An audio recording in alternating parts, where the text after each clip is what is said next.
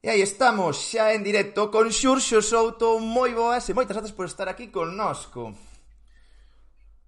Non, nós temos fame, non temos medo. Hoxe por fin estamos dentro. Nos creamos universo. Isto é Orgullo Galego.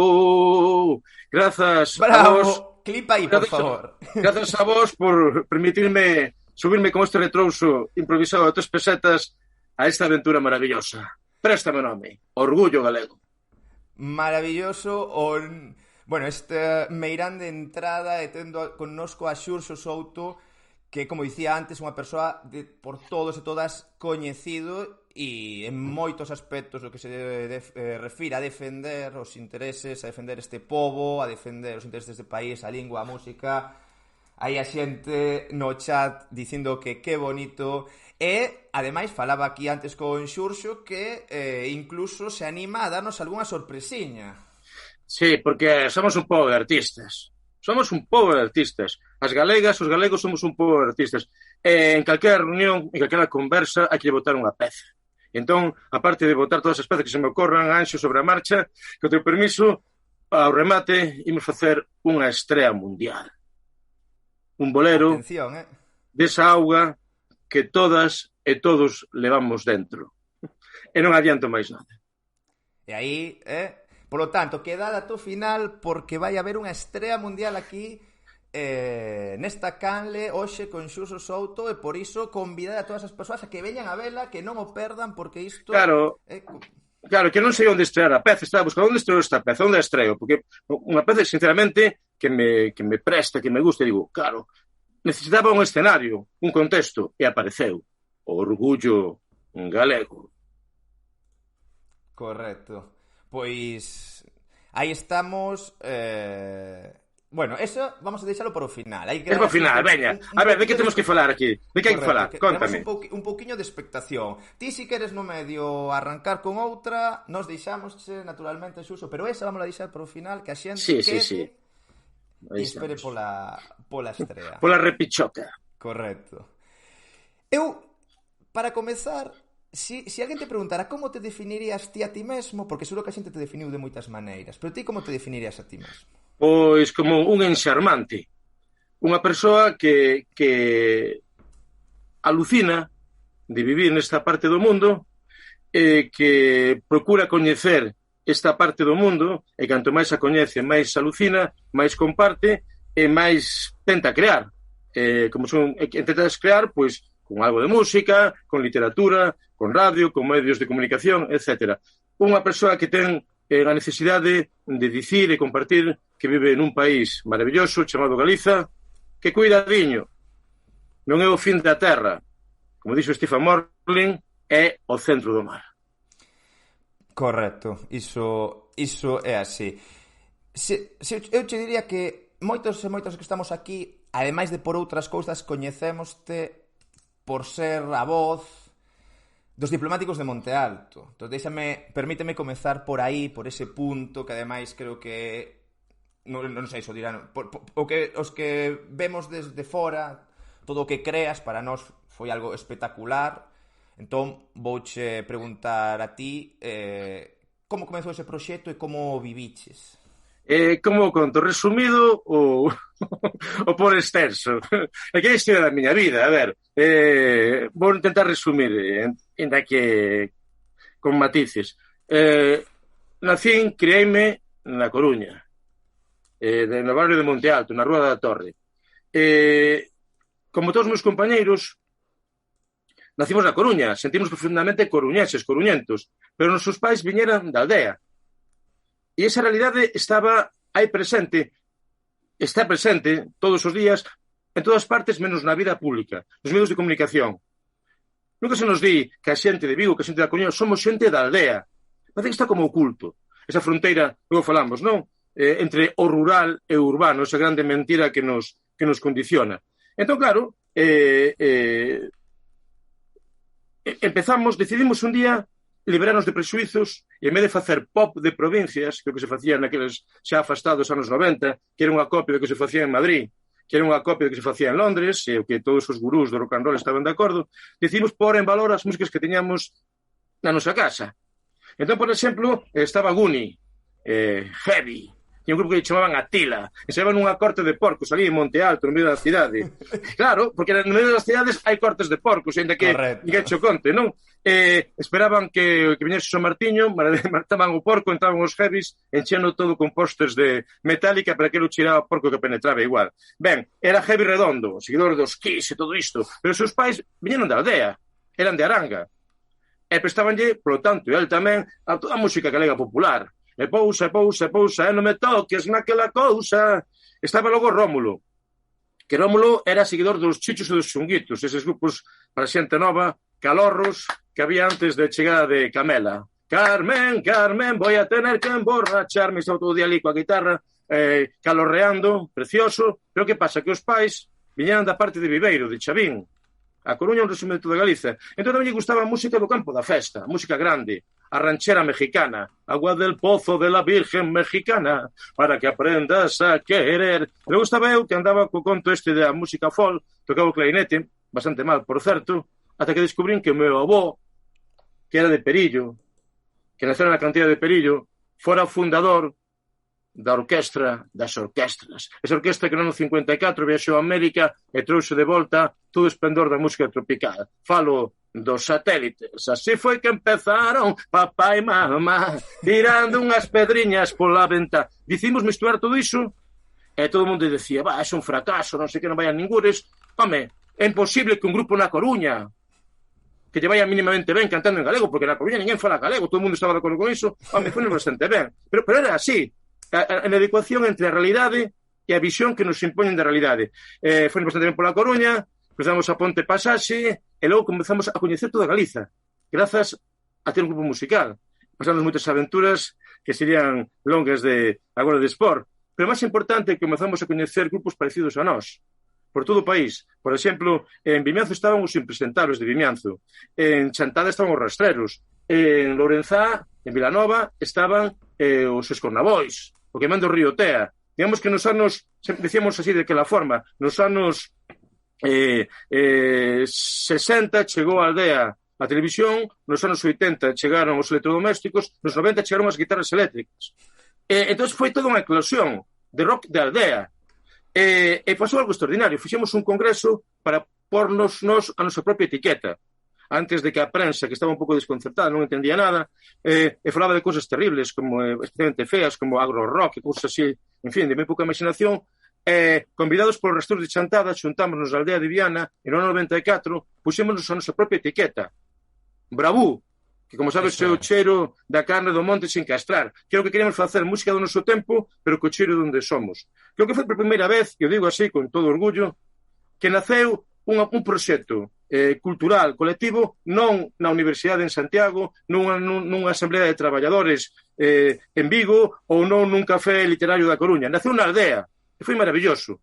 E a partir dese momento houve grupos bravús, grupos antibravús, grupos que eran que logo non foran, grupos que non eran que logo fiñeron ao bravú.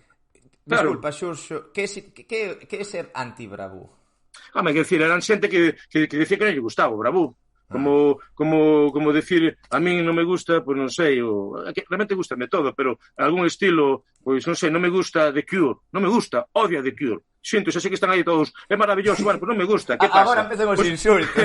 Pois aí insultádenme, non? Pois había xente que decía, pareceme horroroso que fai esa xente, non entendo nada, non me gusta, e estaba moi ben, porque había unha polémica sobre música galega emerxente, porque aquí hai que decir outro detalle. Os gurús dicían naqueles tempos, e sei que logo veo ese Xabarín e todo isto, que o galego non valía para o rock and roll. Nos anos 90 había listos que decían o galego non vale para o rock and roll. O galego está moi ben para a música tradicional, para a música folk, pero para o rock and roll non. Para o rock and roll non. Ou por calquer forma de música emerxente, de futuro. O rock and roll hai que cantarlo en inglés, con dificultade en castelán, pero había xente que decía iso, galego é imposible. Bueno, aparecen os resentidos e racharon con todo iso. E entón foi algo fascinante, maravilloso. E a aventura continúa, claro. É que me esqueci algo. Iba a contar algo pero sobre aqueles anos, pero foiseme a... Pero, en fin, en todo caso, lindísimo. Esa sensación, claro, que era un desconcerto absoluto. Porque a prensa constantemente estaba dicindo eso, que o galego non valía para o rock and roll. O galego está para o que está, sempre codificado, sempre controlado. Cando nos preguntaban por que cantabades en galego, por que cantabades en galego, que era a pregunta habitual, e nos decíamos, por motivos comerciais. Claro, porque precisamente, en vez de ser a copia da copia da copia, e de chegar a ser, como moito, unha copia, pois lanzamos o noso discurso pleno. Moitos dirán que o Barou foi unha tontería, vale, probablemente foi unha tontería, para nós foi maravilloso, permitiu-nos coñecer o país e, sobre todo, existiu. Foi un punto de inflexión. E a aldea convertiuse no centro do mundo. Porque iso ten que ver, estou mexendo un pouquinho, Anxo, pero en fin, no, está perfecto, creo que... Mira como nos condiciona. Os medios de comunicación repetindo sempre verdades que se consideran absolutas, pero que son mentira. Unha desas verdades, as mentiras, son esa fronteira que se dixen antes, entre a cidade e a aldea.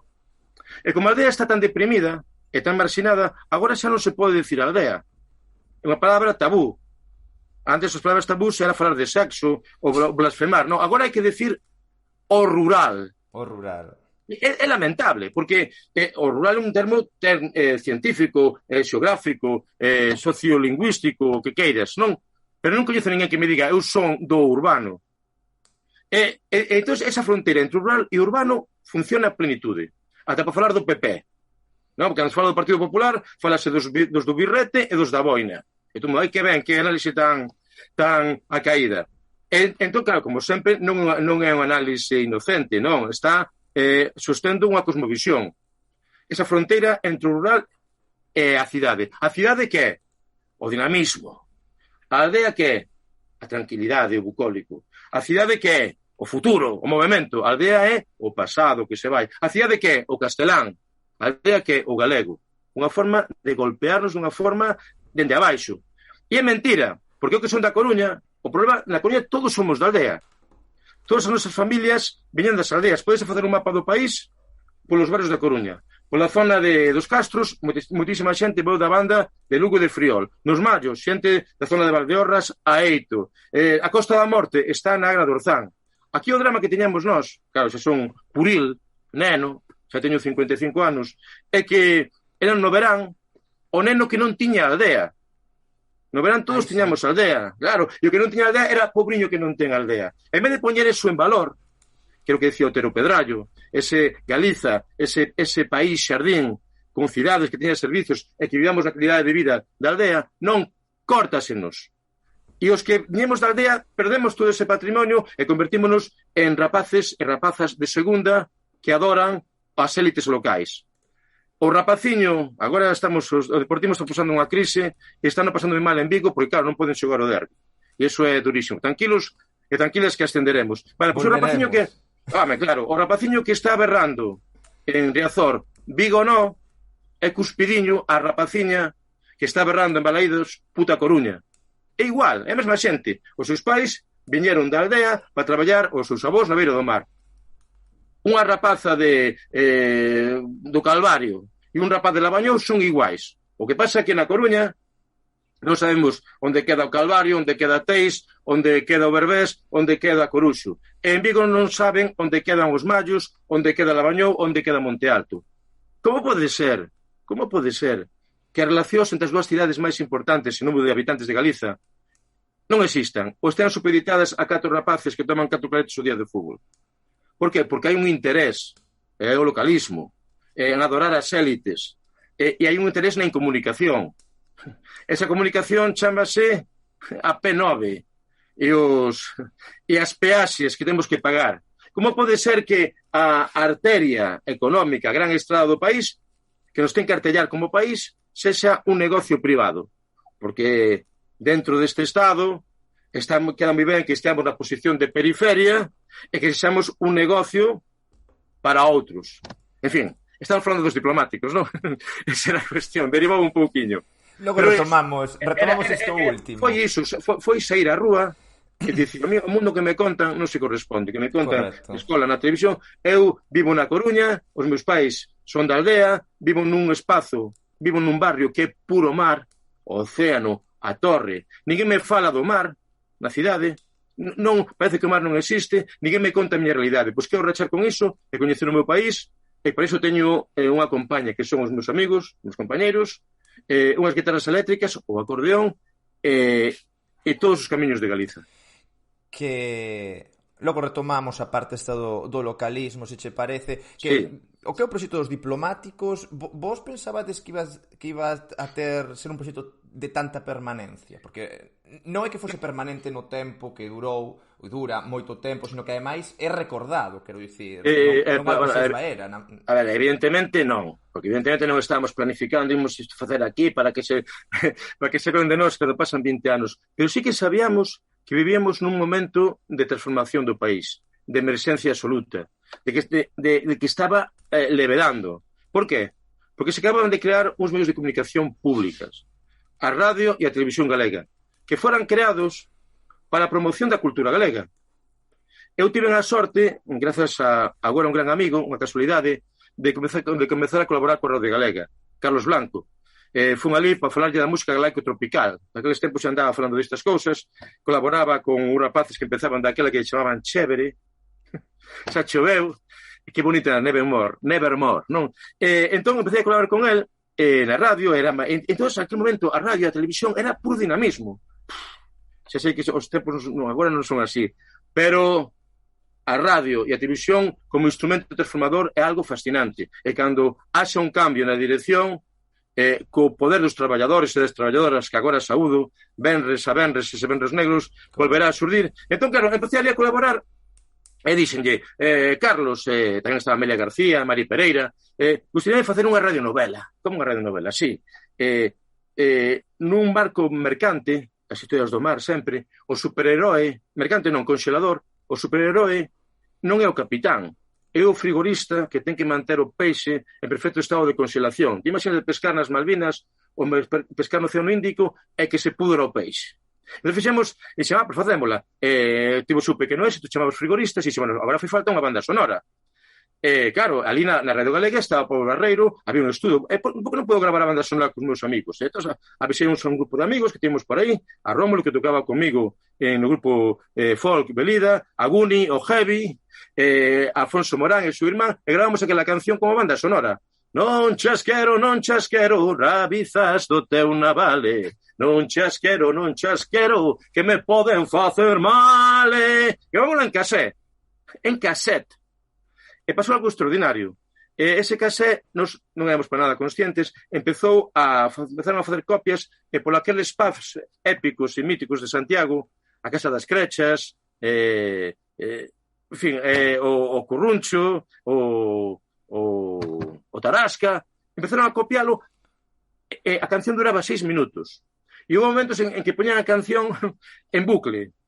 E todo Santiago estaba cantando iso. Foi algo extraordinario, unha revolución en que por qué? Porque había fame de música emerxente en galego, non porque nós fósemos especialmente inteligentes, a canción foi especialmente boa, porque a cultura estaba fervendo, e foi abrir nós, por eso quizá tivo unha certa pegada, porque é unha porta que se nos decía, non, a música galega non vale para a xente nova daquel tempo, non vale para grupos emerxentes, hai que tocar só música tradicional, que é maravillosa, é música folk. Entón foi abrir unha porta e foi un tsunami de vida que para min cambiou a miña existencia, insisto, permitiume coñecer o meu país e permitiume andar polo mundo con toda humildade, levando os compañeiros as repichocas desta cultura.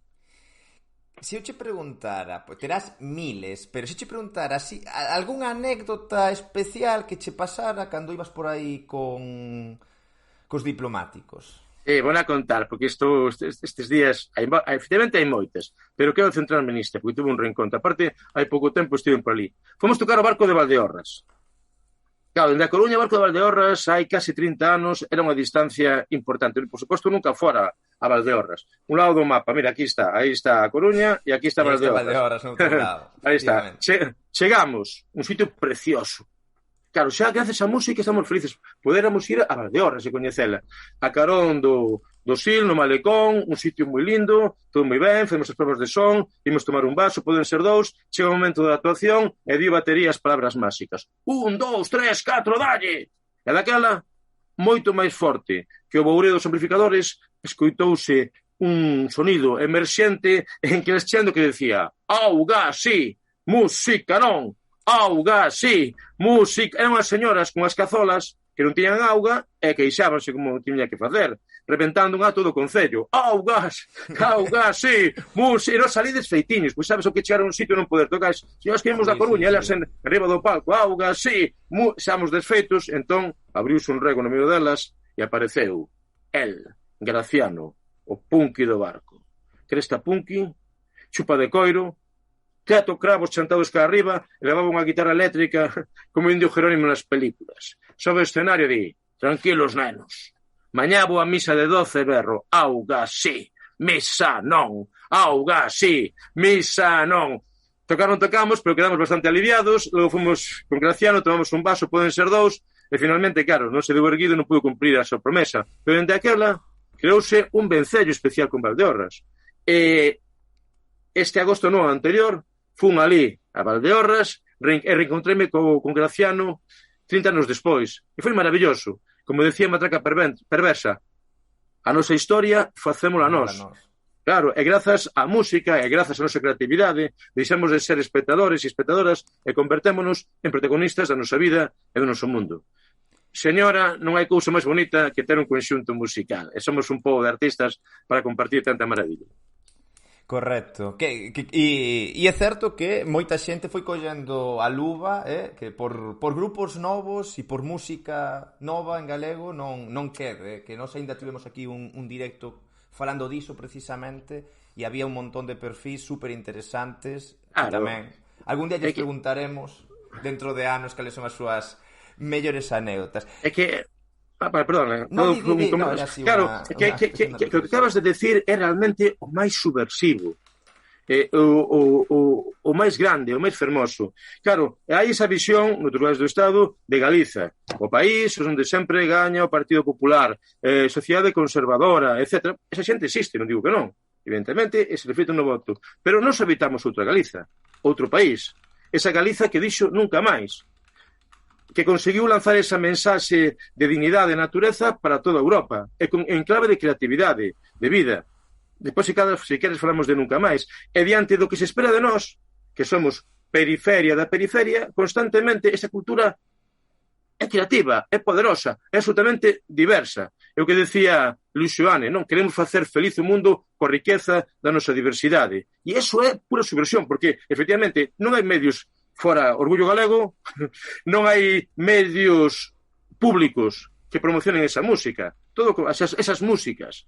E, sin embargo, diante de tanta repugnancia, mira que temos que aguantar eso de non, que co galego non vas a ninguna parte. A ver, un momentiño, pensemos, demos así o queixo. Pero a ver, aquí neste país, cales son os artistas que realmente son internacionais e que viaxan polo mundo e que fan xiras realmente internacionais? Claro, sí, claro. Quen? Os que cantan en galego. Mellor dito, as que cantan en galego. Claro. Soltas a Mercedes Peón en Tasmania ou en Alaska e quedan coa boquilla aberta.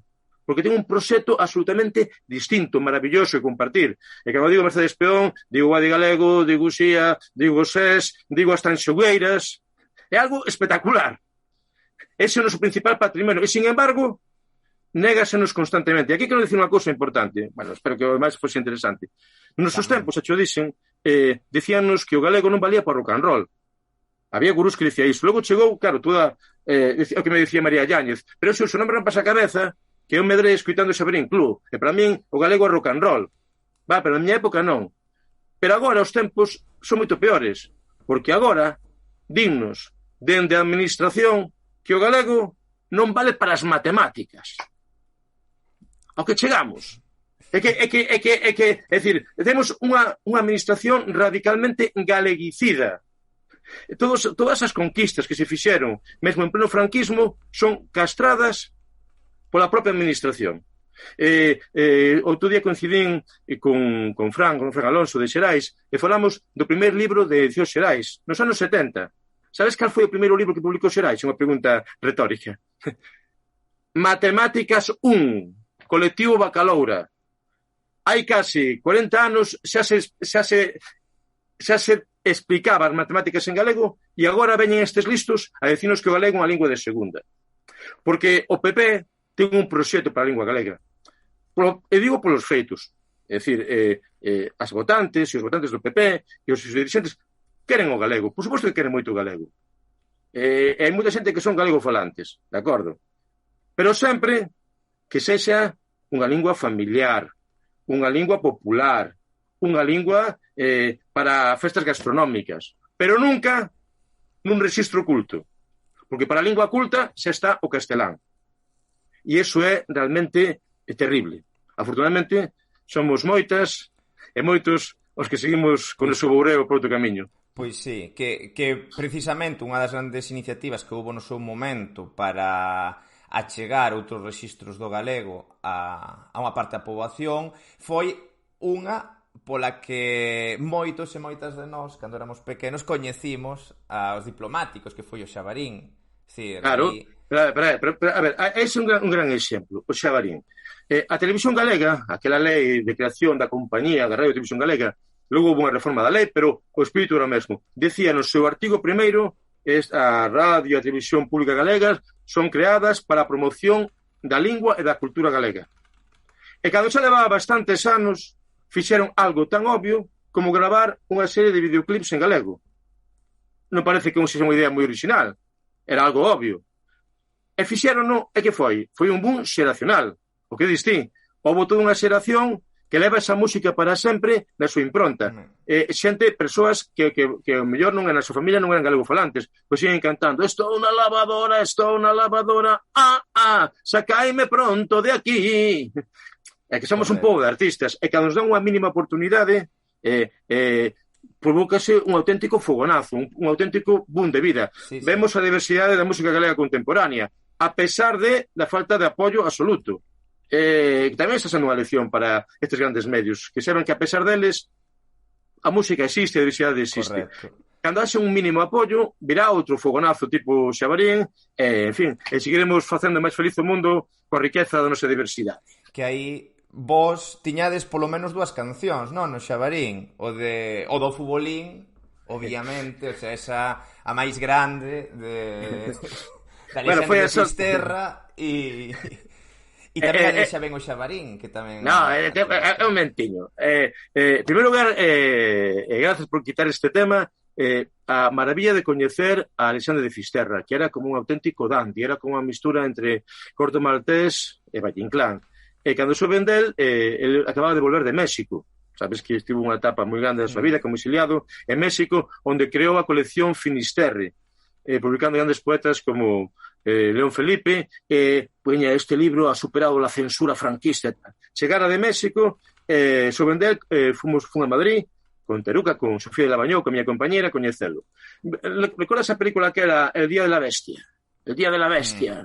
Pois ali, cando que estaban colgados duns flores na Gran Vía, quedamos nese bar, no bar Manila. E dixe, Alexandre, como nos imos recoñecer? Dixo el, eu sempre recoñezo un galego cando vexo. E nos recoñecemos, contóme toda a súa vida, e entonces de un intelectual grandioso, que levou toda a dignidade da República a outra beira do mar, que foi editor de León Felipe, de moitos poetas, e ademais inventou o Futbolín. Fixemos a canción Ano 37, Guerra Civil, Alexandre de Fisterra inventa Futbolín. Entonces, xa se principiou unha amizade moi bonita, e que tivo o seu cenit na Feira das Mentiras. No ano 98, Manu Chao creou a Feira das Mentiras en Santiago e había un campeonato mundial de futbolín.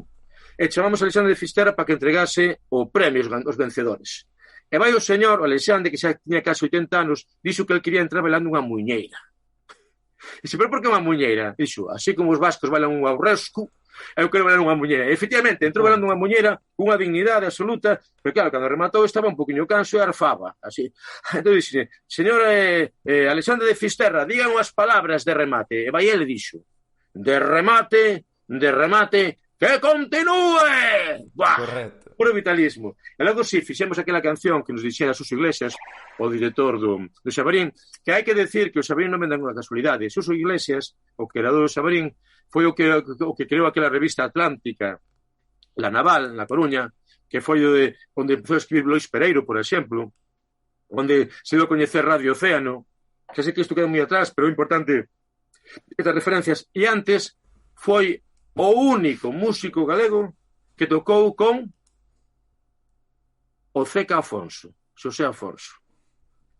E era gaiteiro nunha xira que fixo por Francia. Todo ten moita profundidade. Entón, o Suso, cando estaba empezando, dixo, mira, aquí hai un vídeo, podes pasar o galego, que traballábamos perto. E pasou o meu vídeo, era eso de xa ven o xabarín, xa, o galiñeiro anda routado, aí ven o porco bravo, o galiñeiro anda doente, aí ven o rei da xente, xa ven o xabarín, para aí outra máis.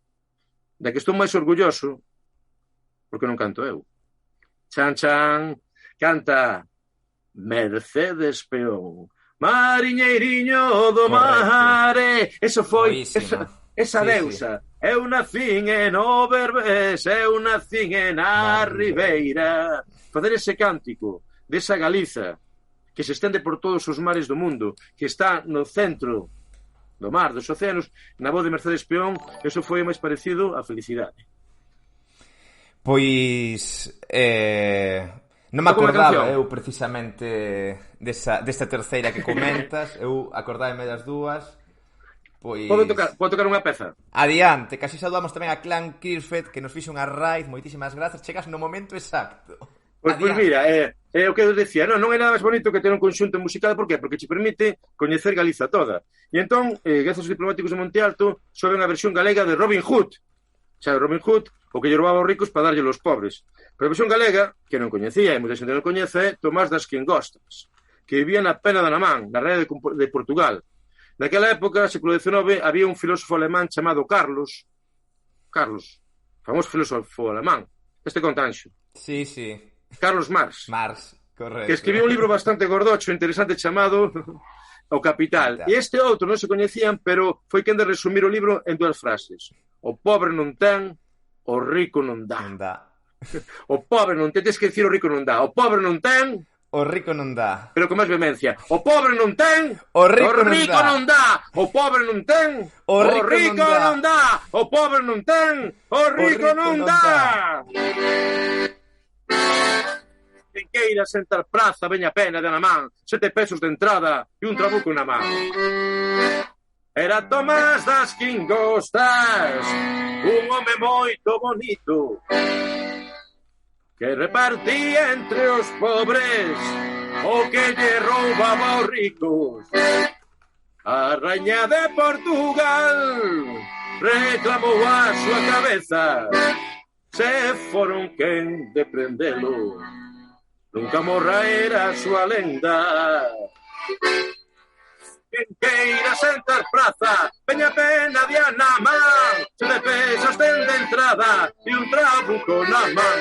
Quen queira sentar praza, veña pena de Namán, 7 pesos ten de entrada e un trabuco na man. E o pobre non ten, aí, e o rico non dá, e o pobre non ten, e o rico non dá, dá. E o pobre non ten, e o rico non dá, e o pobre non ten, e o rico non dá, dá. Bam, bam, bam, bam, bam, bam, bam, bam, bam.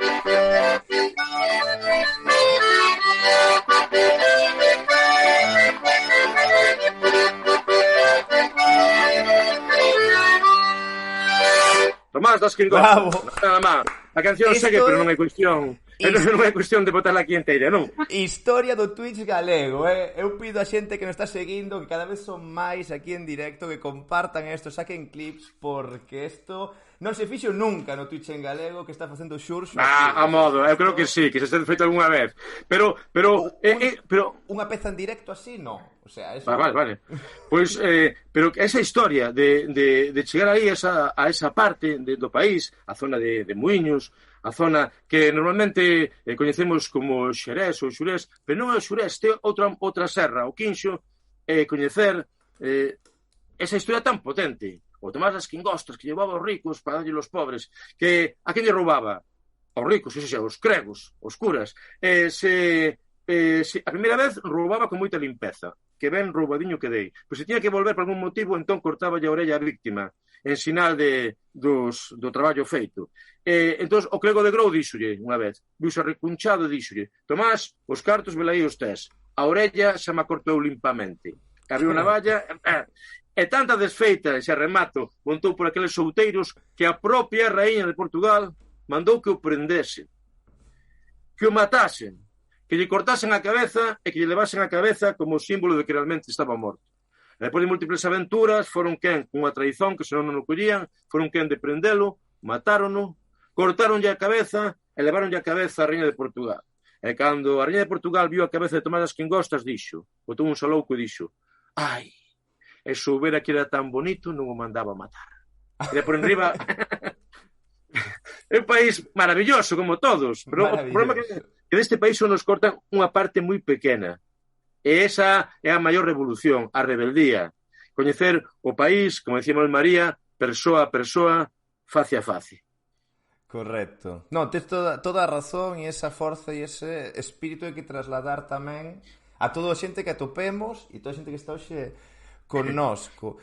Gustaríame avanzar un pouco, logo, se queres, tratamos outros temas tamén da música, pero outra faceta túa que me gustaría que comentache antes, o sea, tocaches o tema brevemente, que era o tema dos medios e dos medios públicos, porque ti, como comentaches así brevemente, estiveches na radio galega, non? E eu creo que ademais de outros proxectos, moitos de nós, ou eu polo menos, se alguna persona coa que falei estes días antes de facer o directo, coñecíamoste por Aberto por Reformas, que foi unha especie de portal, de fiestra para un montón de grupos musicais que ao mellor non tiñan outro sitio onde darse a coñecer. Como viviches todo iso? Vivino con toda a naturalidade. Tiven a sorte de ser contratado como xefe de programas da Radio Galega e entón dixen, a Radio Galega ten que ser o referente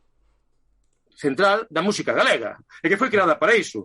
Non vai ser o referente, podemos poñer música en inglés, en arapajoe, en castellano, e iso é precioso. En búlgaro, pois sobre todo tenemos que poñer música galega. Entón cheguei ali e dixerme, non, imposible. Non hai música galega da bondo para encher un programa todos os días de unha hora. Pero o problema que mo decía é que así o pensaban. Estamos tan condicionados, tan castrados e tan limitados pola realidade, e claro, o problema foi o contrario.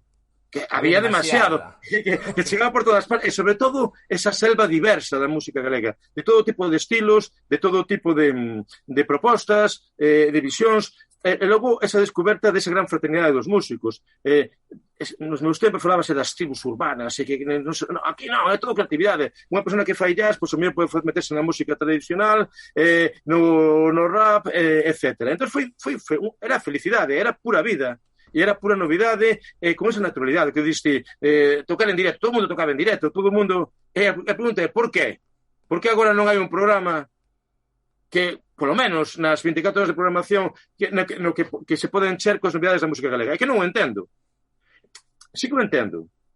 Pero que non existe ese programa, eso está sendo un fraude ao erario público. A Radio Galega e a Televisión Galega financianse co orzamento público de todas e de todos. A lei di que foron creadas para a promoción da cultura galega. Se non o fan, está sendo unha estafa. É así. É así. Pero da radio tive unha experiencia previa, parece que xa hai moito tempo, que foi en Radio Coruña, na cadena SER. Facíamos a Tropa da Tralla. Que nesa época emerxente dos diplomáticos había tanto movimento que a xefa de programas de Radio Coruña nos propuxo facer un programa os sábados pola mañá. Un programa que teóricamente ia ser para xente nova. Entón, claro, os comentarios, é que non pode ser. Un programa en galego na Coruña, porque na Coruña ninguén fala galego. O tópico que se nos meteu no gerolo, por decirlo en coruñés, na cabeciña, é que todo o mundo acepta. E fago outra paréntese. Cando codes os estudos sociolingüísticos, resulta que en números absolutos, non en porcentaxes, en números absolutos, a cidade con maior número de galegofalantes deste país é... Digo ti. Será a Coruña. A Coruña. O que pasa é que houve unha campaña que durou moitos anos de Paco Vázquez e de todos os intereses, ele era simplemente expresión de moitos intereses, dicíndonos que a Coruña non era Galiza, que a Coruña era parte, que só se falaba castelán. E iso entrou na mente de todo o mundo. Pero non só de xente do común, sino dos máis sisudos analistas.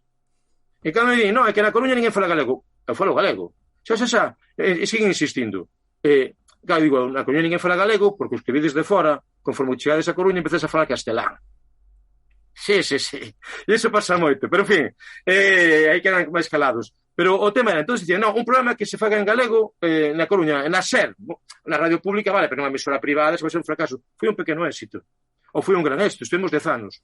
E aparte da nosa felicidade, teóricamente era un programa para xente nova, isto foi hai moitos anos, claro, éramos novos nós. Pero, sobre todo, apareceu un público que estaba oculto, que nunca se dirixía a radio, pero que comezou a dirixirse a radio, por qué? Porque estaba en galego. Porque nese público, eles nese programa sentíanse protagonistas. Poño un exemplo. Era o tempo do Antroido e chamou unha señora indignada.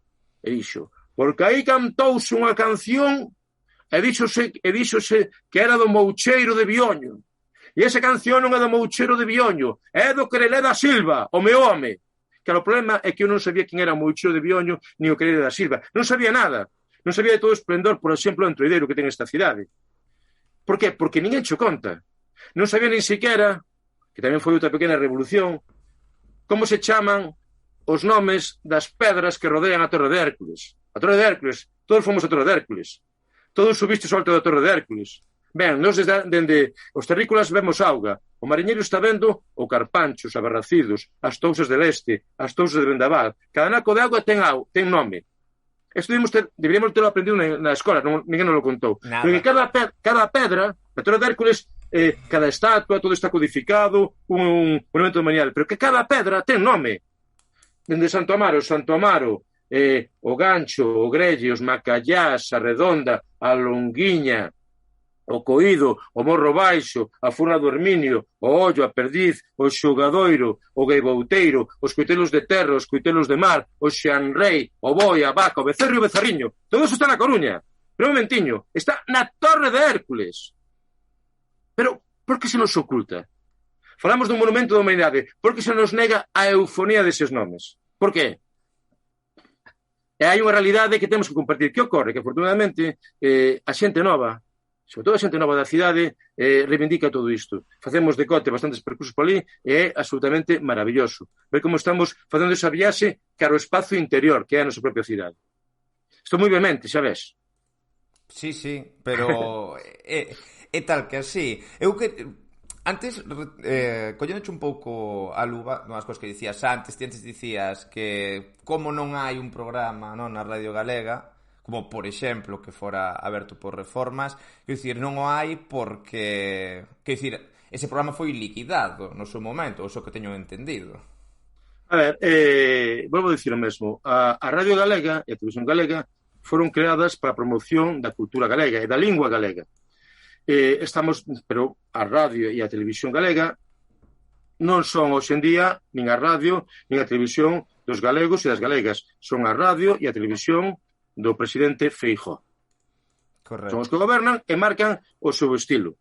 Eso non o digo eu, que non tiene moita importancia, dino os propios traballadores e traballadoras da radio e a televisión que venres a venres cunha dignidade absoluta protagonizan eses venres negros no que están denunciando ese uso partidista dos medios públicos. Xa o dixen antes, no modelo do PP, e o sigo demostrando no ensino, por exemplo, o galego está ben para as humanidades, para a poesía, non para a matemática, para a ciencia. O galego é unha lingua de segunda, unha lingua moi querida, por suposto, pero unha lingua para falar na casa, como falaban os meus avós, e non sei que, todo isto, non? Pero non a consideran unha lingua adulta, unha lingua onde se podan utilizar registros cultos. Para eso se está o castelán. Correcto. Vou dicir máis claro ainda. Na televisión española, de cando en vez hai un programa de ese dúo que chaman Los Morancos. Son humoristas, vale? Entón falan o maíta, non sei que tal. É un registro popular do castelán, en este caso, un registro popular do andaluz. Pero o modelo de castelán culto non o crean os morancos. A televisión galega non. Cal é o modelo de galego? Pois o galego de Land Rover, que está todo de aí. Sí. Que é dicir, falamos un programa de humor, pero que utilizan, e non estou criticando, o sea, sería outro tema, pero non estou criticando os artistas que aparecen aí, pero son ao modelo. Entón, xunta que a televisión galega pon un modelo de lingua que está inzado de castelanismos, de vulgarismos. É máis, se utilizas unha palabra do galego patrimonial, se dis cadeira, en vez de decir silla, fan un chiste con iso, fan unha brincadeira.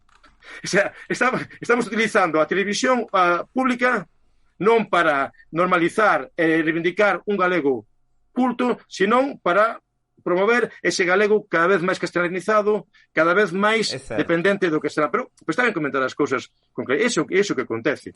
Que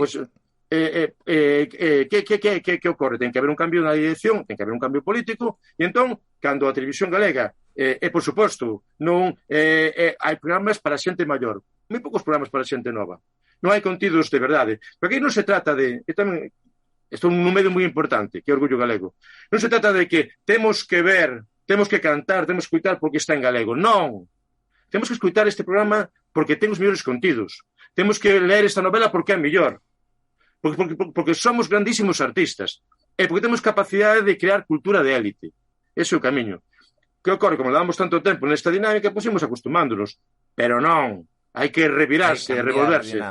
Efectivamente. Bueno, non xa estamos noutra dinámica, afortunadamente, non? Iso é. Que, falando aínda do tema da... Bueno, de algo que aconteceu cando ti aínda estabas na radio, que organizouse durante varios anos, eu creo que en colaboración con Vieiros, se non me trabuco, o concurso este da Apolo Hit, que era o concurso a canción do verán en galego e tal. Eu teño que dicir que eu... acórdome disto, eu debería ter 15 anos daquela, non sei se me equivoco, foi 2006, me parece a primeira edición ou sí, por aí, máis ou menos, sí, eu estive entre 2005 e 2009, foi nese tempo. Como foi todo aquelo? Porque eu creo que, bueno, estou incluso comentando con máis xente algo que se recorda, quero dicir, a ver, como foi todo aquelo? Que somos un pobo de artistas, temos unha radio pública e que estaba cheo de talento. En concreto, había un programa chamado Extra Radio que creou e conduciu con un gran equipo, ou con un bon equipo de gran, era supoño que pediría máis, un talento de Labañou, Belén Regueira. E Belén Regueira, pois, facía radio de altísima calidade. E entre os diferentes registros do programa, tivo esa idea de crear un hit en galego. Efectivamente, naquele momento que estábamos comenzando tamén no mundo virtual, necesitábamos un apoio dunha plataforma e foi Vieiros, e iso era extraordinario. E empezaron a presentar artistas por todas partes e claro, quedaron aí pois algún clásico. Estou recordando o Pulpiño Viescón, Don't forget me in the ocean, que foi un dos gañadores, non? Que foi un dos gañadores, pero era ese dinamismo absoluto, movimento para arriba, que iso tamén despois era outro proxecto moi interesante, que era moi interesante e moi obvio, porque aquí non é unha idea para nada genial, que a Radio Galega programe música en galego, que a Radio Galega promova a música en galego, é obvio. Que era foi o de Galician Tunes, ese proxecto de presentármonos nos mercados internacionais como Galiza e como produtora de cultura. Hai outros lugares que teñen outros argumentos. Mas nós somos un pobo de artistas e temos unha produción musical extraordinaria. E claro, aquel encontro en Cuba, cando a cultura galega chegou a Cuba, claro, a minha reviravoltas que se lle deu para o PP, as críticas do PP, foi finalmente un exceso de mojitos. E falando das factores dos mojitos. Para a cultura galega foi algo extraordinario. Esa Cuba, onde naceu a propia identidade galega, onde Curros Enríquez, que era unha academia galega, onde se estreou no galego, ben, en Cuba, onde Curros Enríquez compuxo con Chané, e cando se pon a lúa atrás dos penedos, choran as estreliñas todas do ceo. Pois 100 anos despois chega unha embaixada cultural de artistas maravillosos a La Habana. Foi algo extraordinario, lindísimo. Esa rebelión contra esa condea que nos impoñen de ser periferia da periferia. Non, somos un centro do mundo, somos un centro de creatividade. A ver, córtame, porque senón agora xa estou en bucle. Dalle. No, pero está ben porque ligábamos desde o tema este das cancións do verán a todo claro, que... todos os xéneros. É dicir, a música galega non está unida a un xénero determinado. Claro, dentro da cosmogonía da cultura española, pois sí, quedalle ese toque, digámoslo claramente, de música regional, que fai música popular tradicional. E non é música regional, é unha música absolutamente digna, dunha tradición musical extraordinaria que nos dá os alicerces para seguir creando novos estilos. E vémolo constantemente, e estamos creando en todos os xéneros. E hai aventuras de músicos galegos polo mundo todo. E esta realidade que te comentaba antes, como as músicas con A, como estas mulleres alucinantes están cambiando o mundo ou están enriquecendo o mundo con a nosa creatividade. Pois sí, que aí, bueno, si queres xa podemos pasar hacia un poquinho máis adiante, que xa levamos teño por aquí, casi unha hora aquí, bueno, unha hora... Ni moito nin pouco, sí. Entre nós levamos aquí levar 45 minutos, pero desde que lle dimos aí lume, unha oriña, así que, se che parece, quería tratar un tercer tema e logo xa podemos darlle o que nos apetece e temos algunha pregunta que foi deixando a xente. Si queres deixar algunha preguntiña así no chat, vai máis pasando Borxa, porque hai tantos comentarios que eu non as vou poder atopar, o sea, isto é unha realidade empírica, polo tanto, si Borxa máis pode ir pasando por privado, fai o favor, se me pasou un par, pois tal. Outra das túas facetas é a de escritor, porque tamén tes editado libros nestos últimos anos, tes publicado narrativas, ensaio. De todos esos, hai algún que... Eu teño algún por aí, logo te preguntarei por el, aí na librería. Pero se eu che dixía, de todos estes algún que lle teñas especial cariño? Que digas, este libro é para min foi o que me marcou. Sí, a ver, ainda que sempre estou escribindo o mesmo libro, escribo porque viaxei polo mundo, pola música, e porque, como decía Luisa Villalta, o outro lado da música pois é exactamente igual, hai un libro do que me sinto moi orgulloso. Na tarefa musical, é unha tarefa, digamos, de grandes públicos, está sempre regueifando co público e buscando complicidades. En cambio, na literatura, busquei, quizá todo o contrario, de escrever as cousas que realmente me interesan a min e de que sean un pouco crípticas. E ese libro, para min, é a gran travesía de Chiruca Macallás, que falo do mar, Galiza como centro do mar, pero nun mundo tradicionalmente de homes no que a protagonista é unha muller, Chiruca, patroa de pesca, e na que, ademais, chegan os mitos africanos, chega a serea negra. Nos barcos pesqueiros, sabes que, afortunadamente, hai moitos mariñeiros no barrio onde vivo agora, de Senegal. En a tradición de Senegal hai sereas, pero son negras. Entón, se tú ali nas aguas do norte, no Rocal, que é esa pedra que está entre Escocia e Islandia, a serea negra. Procuro enlazar esa realidade do mar cos grandes mitos do Atlántico. Nos vivimos no centro do misterio. Monte Alto, Praia de San Amaro, de Santo Amaro, o santo navegante que atopou a Illa do Paraíso, igual que San Brandán, o irlandés, igual que Trecenzonio. Entón falo desa viaxe cara ao interior do océano en clave femenina como unha viaxe cara ao interior de nos mesmos. E xa non conto máis porque, claro, xa sería moi longo. A gran travesía de Chiruca Macallás, que é a segunda parte de outro libro que se chama O retorno dos homes mariños. Porque volvo de antes, pensaba que como coruñés, que coñecía moi ben a miña cidade, esa paixón coruñenta, de repente encontréme un texto de Jerónimo del Hoyo, que no século XVII visitou a Coruña e dicíanlle os mariñeiros que vían no mar do Orzán aos homes mariños, que en todo se semellaban aos homes, fora que tiñan as mans un pouco tortas para andar sempre na agua. E digo, pero que está pasando? Estaba ben que haxa unha estatua dedicada aos surfistas, que é unha gran actividade. Pero temos un mito coruñés, atlántico, absolutamente descoñecido. E síntome estafado. Porque eu, que nací nunha cidade que un barco, a Coruña, ninguén me falou nunca nada do mar. E pois eses dos libros van por ese lado. Esa loita contra esa estafa da nosa mala educación, que se nos nega a condición de centro do mar. Que o último que falaches do retorno aos homes mariños, se non me trabuco, republicouse, non este ano? Claro, ese foi unha nova edición, digamos. Claro, ese foi publicado há 20 anos, e que sempre estou escribindo o mesmo libro. 20 aniversario, además. Claro, ¿no? A ver, a cuestión é, tes un grupo musical, viaxas polo mundo, coñeces xente, e contas historias maravillosas, e non tens necesidade de escribilas. E as historias constantemente están falando do mar. Do mar, dices, que eu son do interior, un momentiño. Es do interior, porque es de Melide. Sabes o que pasa en Londres, o que pasa en Berlín, o que pasa en Nova York, e non sabes, non te interesa o que pasa a menos dunha hora da tua casa. E comentóme un gran amigo, Evaristo, de Froxán, do Caurel, a festa da pista da Castaña, que a casa máis bonita que había ali era a casa do... Agora non me sei o nome, pero era a casa deste señor, porque embarcouse a Terra Nova, e cando volvía do mar, baixaban os bacallaos en Quiroga e subíanos en burro ata Froxán e enchían a casa toda de follas de bacallao. E nunca tal viran, era algo absolutamente alucinante. Pois esa é a cuestión. Porque hai unha clave económica. O mar non se pode levar. O mar non é o pasado. Hai o mar que bucólico, que bonito. Que falamos do mar sempre nos din, sempre pensamos, hai un pequeno porto das Rías Baixas, un pequeno peirao da Costa da Morte. Non. O negocio de mar é Vigo e é Coruña. Cales son as grandes industrias que temos aquí? Pois a Citroën. Que aquela día en Vigo está desentensión todo o día. Que nos levan a Citroën para Eslovenia e para Marrocos. Cal é a industria do norte? Inditex. Dai un arrouto a Mancio Ortega que non lle dea e leva Inditex a Singapur e quedamos a velas vir. Pero o mar non se pode levar. O inteligente é que poñamos en valor esa condición do centro do mar.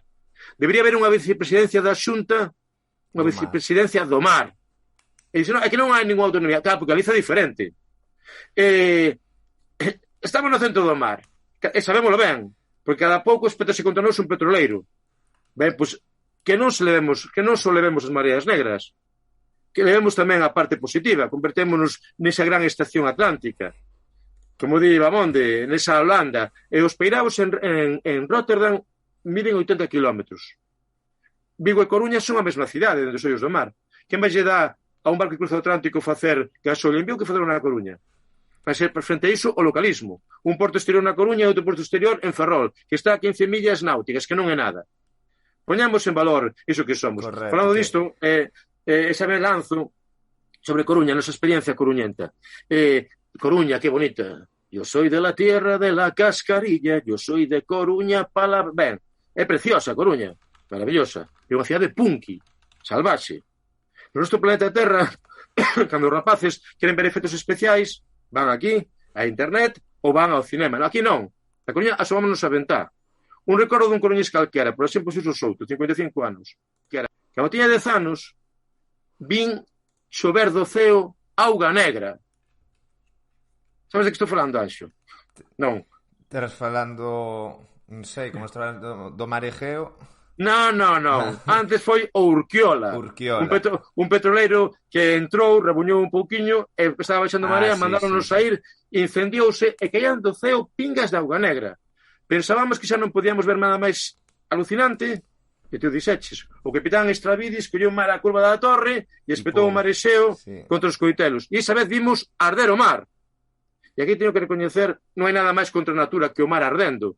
E teño que recoñecer as palabras do alcalde nesa difícil arte de comunicación en tempo de traxedia, porque o barrio queríamos escapar, e dixo el, aquel Paco Vaz que dixo, coruñeses, coruñesas, tranquilos, el humo se va para Ferrol.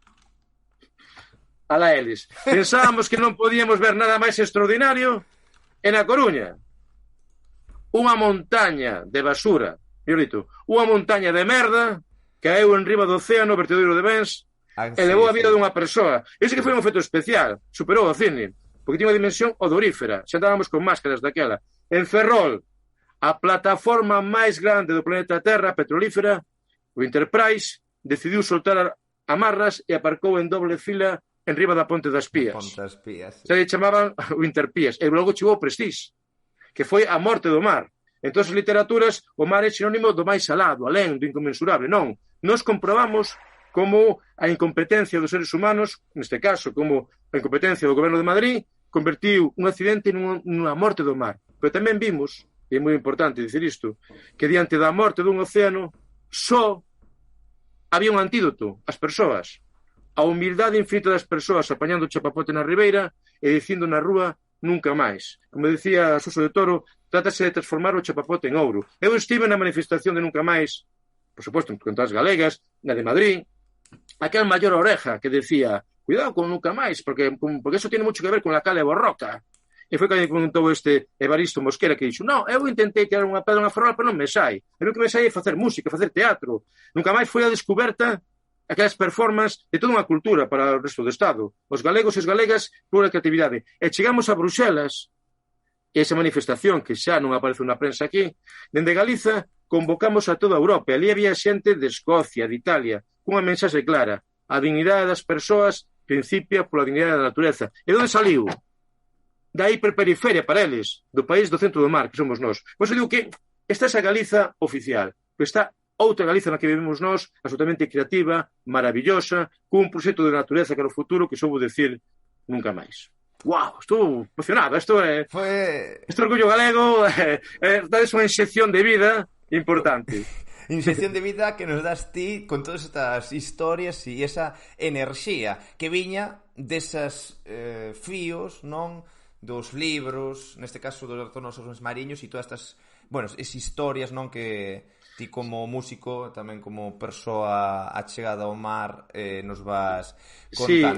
Sí, perdón que te interrumpa, porque falábamos dos libros, claro, que efectivamente, o ano pasado editouse o Retorno dos mariños e publicouse outro libro que estou moi orgulloso, que eran as colaboracións que facía no Xornal Nós, a ver a primavera, chamado Pangalaica. Entón fixemos unha pequenas... Aí está, fixemos unha serie de pequenas celebracións, pero quedoume así, entón, anuncio que para comezos do ano que ven imos facer unha celebración poderosísima. 20 anos na literatura, e misturando palabra e música. Queda anunciado. Queda anunciado claro. Aquí e estaremos atentos para cando se... A ver se chegamos a Lisboa, que é esa idea, facer plantar lume en Lisboa. Bon, porque en Lisboa hai unha capela, a Capela dos Galegos, que é unha capela especialmente fermosa porque é octogonal. E como se chama? A Capela de Santo Amaro.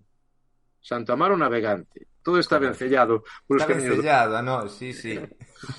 Que, mira, outro libro sobre o que che quería comentar, que ademais, porque lo haches un premio, que nos acaban de comentar ademais no chat e que teño aí, que é o de Contos de Mar de Irlanda. Quer dicir, que é un librazo, xa digo, que nos podes dicir del? Pois que é a mesma historia, é dicir, que o mar estaba aí e a mí nin me contaba nada. Sobe o salto da torre, a lenda que aí está Irlanda, vale, é outra banda. Cando comecei a facer o programa de Radio Coruña, empezaron a contar historias do muro, cancións do muro, o muro do Porto da Coruña, e do Berbés, o Porto de Vigo. Pero claro, aprendín cancións que se fixeron en galego en Terranova. O Bastiagueiro e o Riazor a facer consumo foron a San Pierre e os tripulantes pediron permiso para saltar a terra despois de comer, que fixeches periquete, pedazo de mamalón, fixeches tomar San Pierre, estilo Napoleón. Toda esa literatura do mar non sabía nada. Entón, pues, simplemente, grazas a música, aos diplomáticos, logo a Testrebóns, etc., pues, empecé a concatenar todas esas historias. E logo tive a sorte de coñecer a Michael J. Carroll. Cando pregunto por aquí aos veteranos, ninguén sabe quen é Michael J. Carroll, pero todos coñecen a Miguel, o fillo de Mr. Juan, que era consignatario dos barcos galegos en Bantry. No sur de Irlanda hai unha ría de Bantry, onde os barcos galegos había tanta presenza no mar de Irlanda, en Gran Sol, que tiñan un segundo porto de recalada. E tan grande a presenza dos galegos que os mares de Irlanda están cheos de nomes en galego. Desde os anos 20, os patróns de Bouzas, do Berbés, do Muro, bautizaron eses mares. A partir do paralelo 48 se empeza o mar das Galiñas, o mar do Candil, o mar da Ferradura, o mar do Sindicato, a Cona da Vella. Como non máis será aguas galegas se chama a Cona da Vella? Si, a Cona da Vella está por fora das Illas Arán, as míticas Illas Arán, non? O documental de Flaherty. Ben o farán. Ben, pois, como aquela xentiña vivía sin nada. Pois, se nos anos 30 do pasado século, se Flaherty movese un pouquiño o tiro de cámara, vería os barcos de Bouzas pescando no horizonte. Entón, eso había que contalo. Logo tiven a sorte de ir a Irlanda, tiven a sorte de coñecer a Michael J. Carroll, que falaba con esa emoción. Isto é moi bonito, porque cheguei ali a Bantry, Michael J. Carroll, desgraciadamente xa morreu, entrei na súa casa, que era como entrar na habitación do vello mariñeiro do Urbano Lugrís, e díxome, se non moncado, e díxome, tú esto lo conoces, verdad? Eu quedei así mirando e díxome, era unha imaxe, envíanse uns barcos vellos, é unha especie de castelo, e díxome, pues, soame, pero estuve viaxando na miña infancia, e atopeino. Era o antigo varadoiro de barcos que había en Santa Cristina, pegado a Ponte Pasaxe, que iso desapareceu, chamábase o Recollainas. Iso desapareceu cando era moi pequeno, e a maior parte da xente na Coruña, ou en Perillo, xa non sabe que existe, xa non se lembran del. En Irlanda, sí. Por eso é un libro fascinante. Sí. En fin, pero non se trata de contar todos os contos de Mar de Irlanda. Somos o pobo do mar, e esa é a clave. Vivimos no centro do mar. Parece que hai un empeño absoluto en ocultarnos o océano. Por que? Porque estamos nun estado que ten a capital máis lonxe da ribeira de toda Europa. Ata Austria, que é un estado interior, Viena está máis perto do mar que Madrid. Poñamos en valor o que somos. O noso futuro, o noso único futuro é o mar. Xa que se espetan contra os nosos petroleiros, vale, pois sexamos a gran estación de servizo do Atlántico. Pasan cousas, Anxo, insultantes. A ver, insultantes. Que dis, que pena, non? E sabes que hai uns anos, poucos, a mellor 3 ou 4 anos, tendeuse o último cable submarino de comunicacións entre os Estados Unidos e Europa. Esses cables submarinos teñen unha importancia suma. Todas os sinais de internet, os telefonía, vai por aí, non? Ben, cruza o Atlántico, pero non agroma aquí, non agroma nin en Vigo, nin na Coruña, nin en Ferrol, nin en Vilagarcía, agroma no País Vasco. Non existimos, estamos marxinados de todo, volvemos ao localismo. Que pasaría se Coruña e Vigo traballasen directamente con propostas firmes, xuntas, como se fósemos unha única cidade? Pois o mellor que, desde logo que a P9 se non habría que pagar peaxe. Pois desde logo que o tren ese de alta velocidade chegaría, desde logo que teríamos un tren directo cara a Lisboa, e que teríamos un tren que nos comunicase non con Madrid, senón con Europa. Pero estamos posuídos. Correcto. Por ese poder que chaman localismo. Que lía unha entrevista túa, creo que era de febreiro, que dicías que levabas toda a vida reivindicando que Coruña e Vigo son o mesmo. Claro, son a mesma cidade. Recordo que empezaba a decir isto, un compañero que me dixo, alguén ten que tomar unha píldora. Vale, unha pílula. Vale, quero decir que como nos inculcan uns tópicos mentireiros, pero que funciona. Entón, claro, chegas tienes da coña, entón faz un chiste sobre Vigo e todo o mundo, jajaja, espera, de Vigo, vale, perfecto. Pero logo chegas ali, vas ao Calvario, é que hai xente da aldea, familias da aldea traballadoras, como que encontro en Labañou ou en Monte Alto. E temos que poñer en valor esa condición. Esas cidades como elementos de servizos para todo un país, para darlle vida ás aldeas. En vez de amañar a casa da tua avó na aldea, durante moito tempo, cando as familias humildes folles un pouco ben, vendílles un chalé adosado nunha urbanización como segunda residencia. A expresión máxima seríamos o gran porto do Atlántico, Coruña e Vigo, traballando xuntos. Pero que ocorre? Claro, que unha cousa da cidade e outra cousa son os portos. E os portos do Estado, como son portos de primeira, pertencen ao Estado. E dependen directamente de Madrid. Mira que problema temos, non? Que o motor da cidade depende directamente de Madrid. Eso está mal, temos que decilo. Para demostrar que Vigo e Coruña son a mesma cidade, xa de unha forma máis divertida ou máis anecdótica. En primeiro lugar, teñen os mesmos nomes. En Vigo está a Fonte da Falperra, na Coruña, a Fonte da Falperra. En Vigo está Matamá. Hai un barrio, unha zona, xa se produce o topónimo, os catros que se chama Matamá. O estado de Riazor. Ben, ao lado de Balaídos hai un lugar que se chama Riasó. Recordo que dixome o Bernardo Xosé que Fito, o cantante da Roda, lembras a Roda son os Dublines galegos, que xuntaron a viúda ali aperto da Rua do Príncipe, no Doutor Cadaval, que gravaron un disco antes de ser grupo oficial, porque era un grupo de amigos que Soamonde decidiu que había que gravar. Ben, por Fito da Roda, con esa voz profunda, aí che vemos o gato. Sí. Ese queres eiki, ese queres eiki, ese queres la. Fito da Roda, que era de Teis e era soldador. O sea, non se pode ser máis de Vigo obreiro, que ser soldador de Teis. Ben, pois o Fito, cando remataba os concertos, entraba en estado de éxtase patrio e dicía: porque nós temos unha torre de pedra, a Torre de Hércules, non como eses de París que din que teñen unha torre e teñen un andamio. Un andamio, sí. E logo a demostración última de que Vigo e Coruña son a mesma cidade é que Abel Caballero querese como Paco Vázquez. E de que agora está superando en cuestión de lucerío. Sí, collo gato aí. Como lle chama? O problema é que se os deixamos aquí van nos trolear o directo. Vale. Pono fora. Vamos deixalos por aquí que den unha volta mentras que nos suban.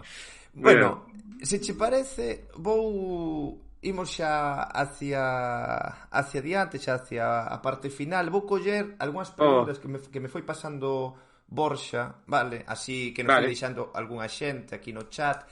A primeira é di o seguinte: pregúntalle a Xurxo pola súa faceta de actor e o seu paso por Mareas Vivas. Pregúntame, pero eso foi fixen de mí mesmo. Aquela serie, tamén, os tópicos, non decían que porque unha serie que falaba o galego propio de Costa da Morte que non ia triunfar. Esa foi unha xenialidade, neste caso de Antón Reixa, estaba inspirado en Doutor en Alaska, aquela serie, e foi un auténtico éxito. Ademais, isto non o sabe moito da xente, que repúñase no País Vasco. A comunidade galega é tan importante que necesitaban un actor para que fixese, un actor para facer o programa de radio e salía eu facendo de mí mesmo, o Furacán de Portozás. Pero non me considero un actor, ni siquiera teño... É unha arte moi complicada e unha vez que intervín foi facendo de mí mesmo. Pero afortunadamente, xa que falamos diso, vou sempre teimudo. Contoume Kiko Cadaval que antes, cando un actor galego ia a Madrid, só tiña unha oportunidade, que era facer de galego como parodia. Xan das Bolas, por exemplo, que era un grandísimo actor dos Castros que tivo que facer ese papel paródico. Que pasou? Que dende que en Galiza houve un teatro independente e logo un centro dramático e creouse unha escola de actores, cada vez que chega un novo actor a Madrid din todos: cuidado! Porque mira que lle mandamos xente poderosa, María Pujalte, Luis Tosar, Manquiña, etc. Entón, que pasa? Cando se nos dá unha oportunidade de desenvolvernos como artistas, somos os mellores. Somos como calquer outro pobo. Só con unha diferencia, que non sabemos o que pasa por alá, eles non teñen idea do que pasa por aquí. O sea que tamén reivindiquemos, aparte, quero decir que o mundo do teatro, o teatro en galego, que foi unha conquista, pois é un dos poucos espazos onde efectivamente está presente un registro de galego oculto. A televisión, desgraciadamente, cada vez menos, ouvimos, xa falamos diso. O teatro galego, sí, segue sendo un modelo dende hai 20, 30 anos, daqueles pioneiros, o Manuel Lourenzo, o Grupo de Teatro Circo, en fin, Montoto, tantos mestres e mestras que foron quen de crear un espazo de alta cultura para a lingua galega, e iso é maravilloso. E creo que está moi pouco recoñecido por parte da sociedade. Todo cariño está ben. Mimos para as actrices e para os actores e para os creadores e creadoras do teatro galego. Aito. Moi grandes. E aí reivindico a Kiko Cadaval. Bueno, permíteme esa apoloxía de Kiko Cadaval. Porque hai moitas formas de facer humor e todas son respetables. Hai humor zafio e hai humor moi elaborado. Pero Kiko pertence a unha ecuación única, que moi pouca xente domina esa ecuación, que é intelixencia máis cultura infinita igual a sentido do humor. Unha sesión de unha parada de Kiko Cadaval é unha iniciación nun mundo, en toda unha cultura, en todo un léxico, e todo eso acaba desembocando no sorriso. Por qué? Pola súa neurona, pola súa inteligencia. Síntome moi feliz de vivir nun país onde hai mestres tan grandes como o Kiko Cadaval, o fillo da carreirana. Mede Ribeira, avante todo. Efectivamente, aquí no chat tamén concordan contigo. Puro talento, un contador de historias fabuloso. Me pregúntanos por aquí, bueno, que te coñeceron de Cativo no Xabarí, mais tamén vendo cos meus avós o Luar, onde o vin cantar co grande Bonnie M. Como foi a súa relación con ele? Ese foi o momento. A ver, eu fui un guionista de Luar. Traballei varios anos e foi unha experiencia maravillosa, porque eu viña dun programa alucinante, que era Galicia Sitio Distinto, de Antón Reixa, que era un programa de auténtica vanguarda. Ali, por exemplo, coñecín a Yosundur, o mito da música africana, que compartía escenario co Cazote de Fonfría, que tocaba a trompa. E era duelo de talentos, maravilloso, o Cuco de Velle, con iluminación absolutamente grande. O coñecín un señor que me dixo que era a reencarnación de Nietzsche, filósofo alemán. Sí, era un home de voz redonda, lío do Ferrol. Decía, eu puñame ler a Nietzsche e decía, cajo no Nietzsche de Dios, que coincidencias ten comigo. Pero hai unha cuestión que eu supero. A reencarnación de Nietzsche. E publicou un libro que se chamaba El heredero, Memorias dun precursor. E cando publicou ese libro, foi unha enerxía tan grande a que liberou, que provocou unha seca que houve en Ferrol, unha seca que durou bastantes meses. Ele dixo, claro, eu tiña que controlarme, porque tiña tanto poder que ás veces provocaba dano que eu non quería. Por exemplo, dicía, eu o único que non me pareceu ben do meu poder foi matar a Carrero Blanco. Porque, claro, eu traballaba en Astano, e tiña un xefe do Opus Dei que era un cabrón. Eu quería aguantar, pero ese era un xefe moi cabrón, moi cabrón. Entonces, un día non me aguantei e dixen, o gallama o rastí e todos os teus xefes. E dei un pouco, el collou un cancro, morreu, e dei un pouco mataron ao xefe do Opus Dei, a Carrero Blanco. Ben, está falando do lugar. Entón, cando empecé a traballar no lugar, era unha enxurrada de vida. Recordo cando apareceron ali polo Antroido as sabas de Viveiro. Cantar, meniñas, cantar, pra pena olvidar que la mar me coma. Cando apareceu unha rapaza moi tímida, unhas guedellas, e con unhas señoras moi tímidas, que subiron ao escenario, e cando tiveron a mesma iluminación que Miguel Bosé, puxeron secreches a foutas e empezaron a cantar e a triunfar. A rapaza era Mercedes Peón e as señoras eran aquelas pandereteiras. Somos un pobo de artistas. Non podíamos ser un pobo divertido cando a primeira condición para subir un escenario era cambiar de lingua durante moito tempo. Cando se nos deu a oportunidade de cantar a nosa lingua, pois apareceron pandereteiras por todas partes, en todas as casas. Sagrado Orzán, había pandeiretas por todas partes. E neses primeiros tempos tiven a sorte de coñecer ao grande mestre. Berbés, param, param, pam, pam. Berbés. Bob, o cantante de Boniem. Entón, os Diplomáticos de Monte Alto fixemos unha canción dedicada ao Berbés, ao Porto de Vigo, que era unha versión do seu param, param, pam, pam, pam, param, Belfast. Entón, moi tímido, achegueime a él e dixenlle, mire, isto non é unha parodia, non unha broma, queremos facer unha homenaxe a toda a xente que anda no mar, en concreto na mercante, e a emoción de volver a casa, que lle ferve máis o corazón que o motor do congelador. Non sei se me entende, díxome el. Vemos hoxe dixo el. Como non te vou entender se antes de ser cantante fun mariñeiro.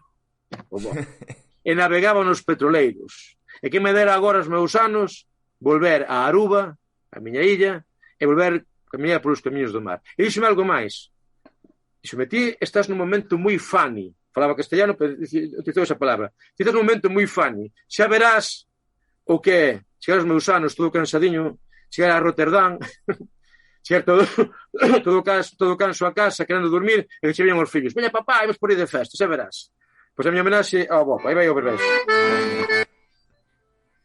Berbés, la la la la papá. Berbés, vou pra Porto de Vigo. Vou pra Porto de Vigo. Teño cerno todo atrás e eu vou pra Porto de Vigo. Avante toda na máquina, se que che ferve a bitácora. Estou ben chea de mar e eu vou pra Porto de Vigo. Veñanxo, la la para papá. Berbés, la la la la la la. Berbés, la la la la la la. Berbés, la la la la la la. Berbés. Antuerpe, Antuerpe, Capetón, Capetón, Antuerpe, Antuerpe, Antuerpe, Capetón, Capetón, Antuerpe, Berbés. Cousa bonita. Bravo, cousa bonita. Que homenaxe ao Bob.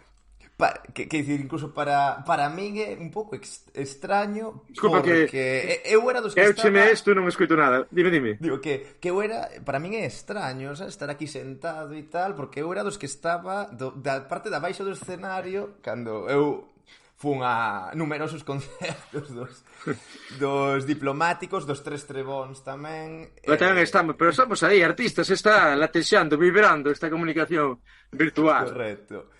Galiza toda. Aí queda esa pequena homenaxe a Boniem e fiando, seguinte pregunta que nos fixen por aquí, para cando voltaremos ver os Diplomáticos en directo? Si eso está pensado. Sí, claro. A ver, os Diplomáticos, seguimos por iles, pero o normal é que nos xuntámonos todos os anos no barrio, aí na Rúa da Torre, na Sala Mardi Gras.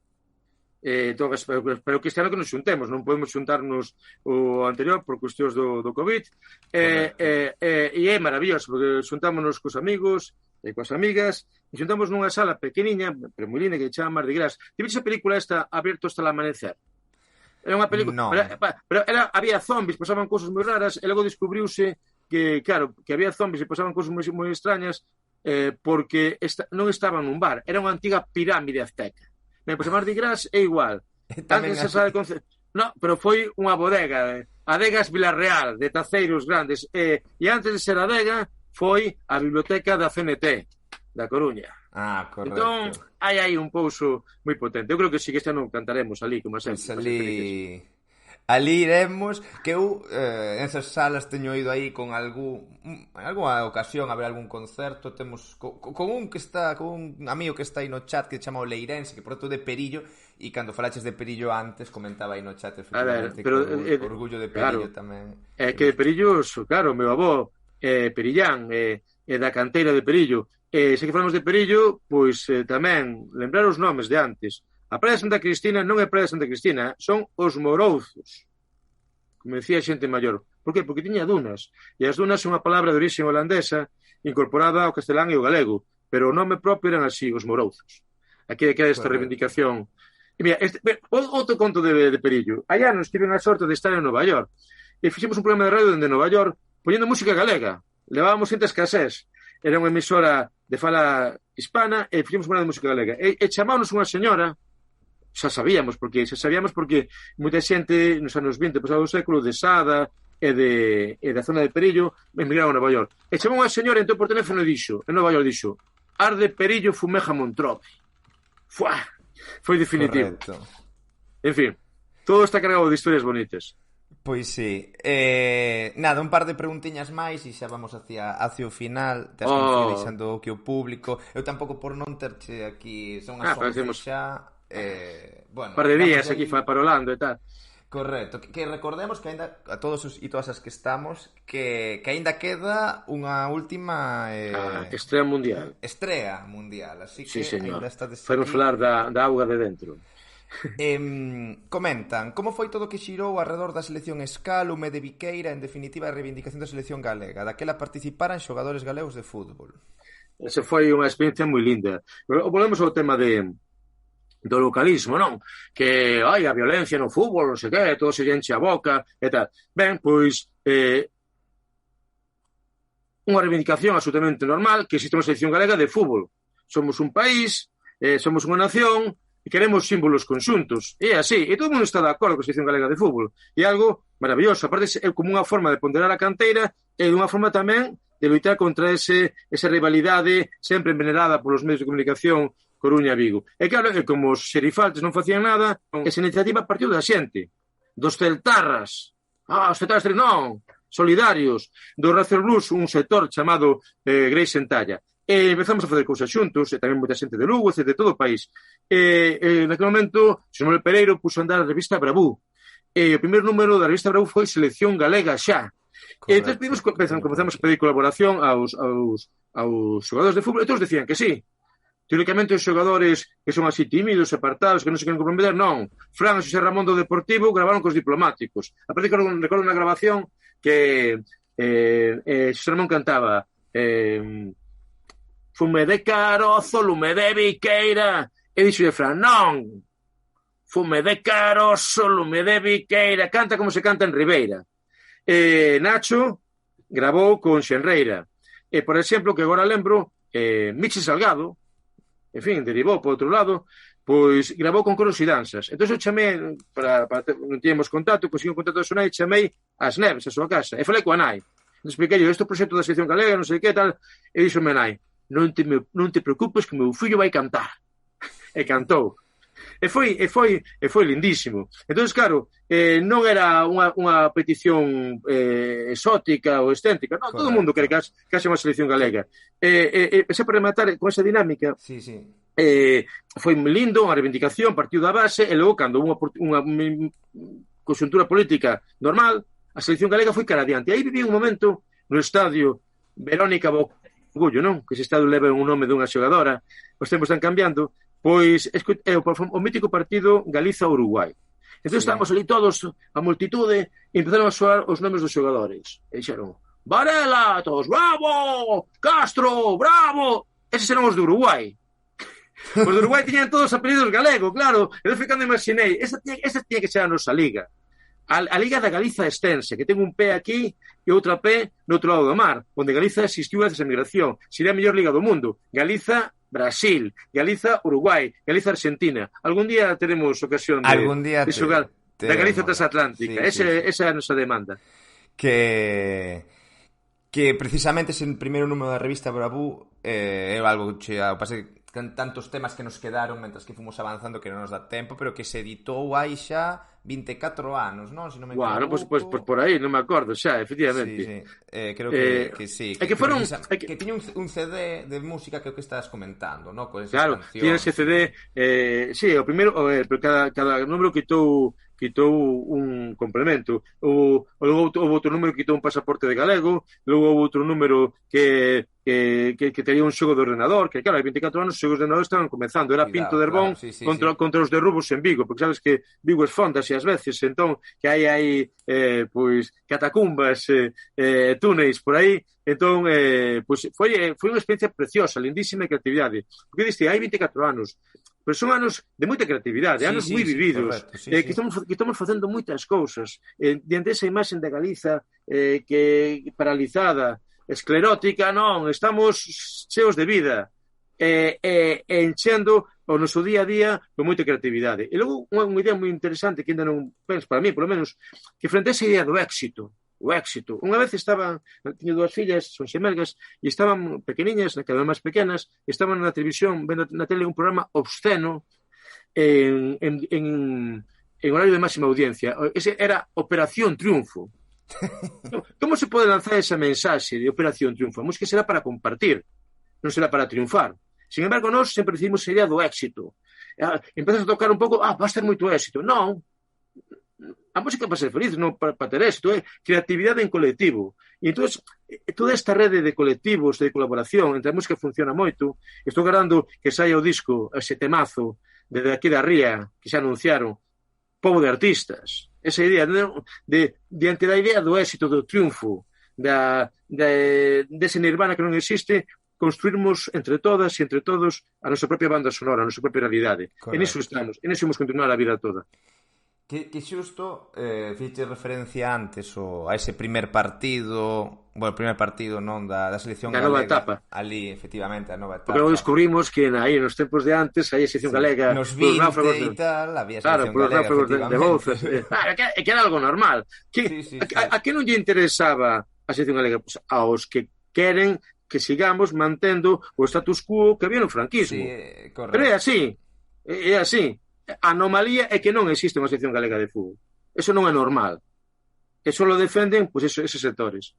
Pois eu lembraba que eu estiven ali e perdíme os 2 primeiros goles, teño que dicir, creo que a Borxa, por exemplo, que está comentando aí no chat, pasoulle algo parecido co primeiro, porque eu o primeiro non se conseguir entrar no estadio aínda. Había unha porta, que foi ali no fondo, había demasiada xente e non se entraba. E o segundo gol había tanto fume, pero tanto fume, que algúns dicían que serían néboa, pero non, que non se vían os goles. Non se vían, no fondo non se vían os goles. Pero porque era pura emoción, non se cabía. Era pura emoción aquel. Teño que comentar unha cousa que está ben comentada. Eu naquele momento estaba na Radio Galega, era xefe de programas, entonces deronme un pase para estar no palco. Estaba ali, no medio da pomada de xirifaltes. E quen estaba? Estaban representantes de todos os partidos políticos. Incluso deses partidos políticos, digamos do PP, que non estaban de acordo coa selección galega, ou que non a promoveron, pero que foi unha festa de todas e de todos. Maravillosa. Correcto. Pois sí, foi así. Veña, 2 últimas e vamos po final.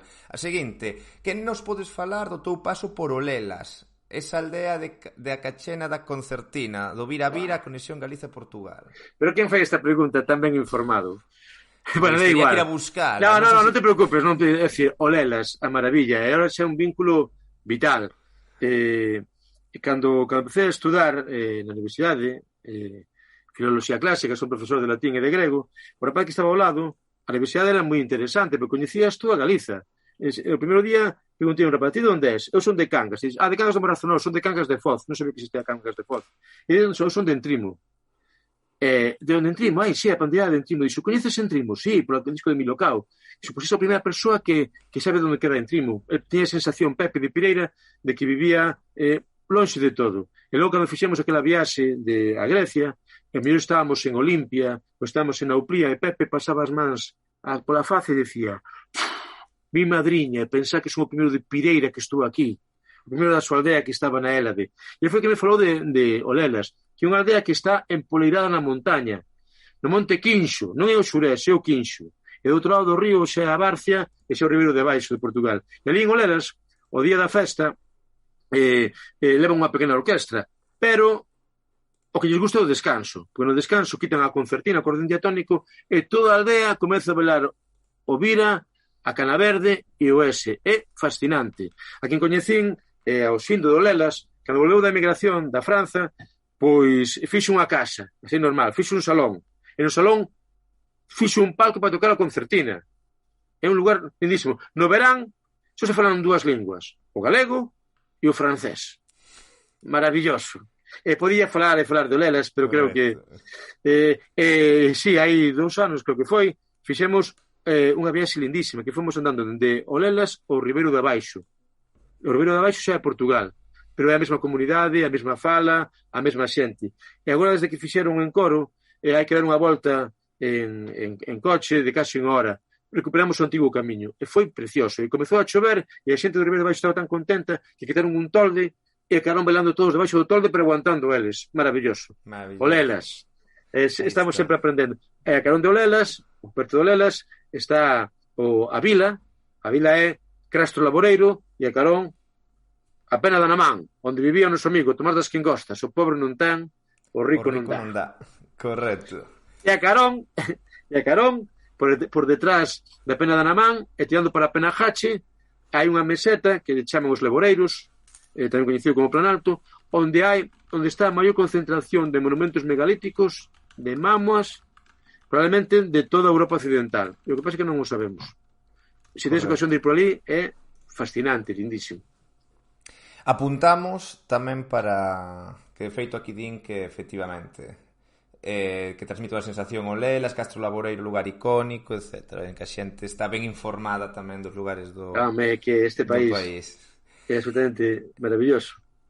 Veña, a última das que collimos que nos deixaron por aquí, que respecto á música galega, si isto pregunta para mollarse, pero aquí sempre dicimos que se molla un ata. Sí, veña, para mollarse, que pasa? Di que consideras que o que fan grupos como Heredeiros é folclorizar o galego.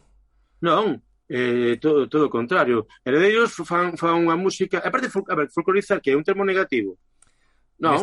Neste caso entendería pero en todo caso eles non fan música folclórica. Eles fan unha música divertida para a maioría, intrascendente, e de moitísimo éxito. Buscan a festa e é iso que procuran. Entendo que a pregunta vai máis por como utilizan o galego. No, pois como utilizan o galego, teño que decir que para mí os Heredeiros, gracias aos Heredeiros, descubrín que seguía existindo o seseo e a geada. Porque non o sabía, sinceramente. Pensaba que era algo decimonónico. Gracias a eles descubrín iso. E logo que es decir que utilizan moitos castelanismos. Vale, perfecto, pero é unha opción privada de un grupo privado. Cando criticaba ese galego popular e iniciado de castelanismos, refírome ao galego que se escoita na televisión de Galiza, que foi creada para crear unha norma culta da nosa lingua.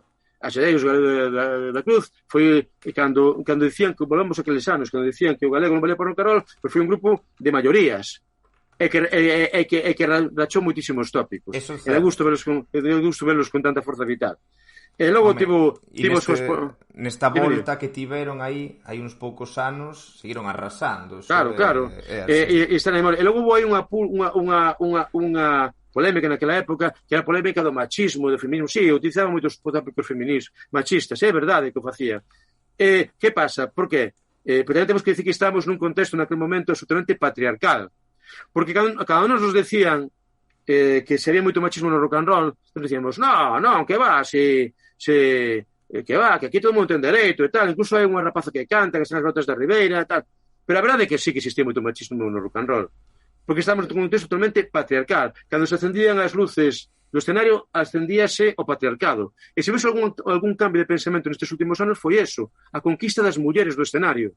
E aí reivindico o libro de Laura Romero, Ferrense Rock and Roll, coñecedes a Laura, baixista de Cenza. Laura entrou aí en Cenzar e dixo, empezou a ter frío, porque só había homes no escenario, e empezou a reivindicar a presencia das mulleres.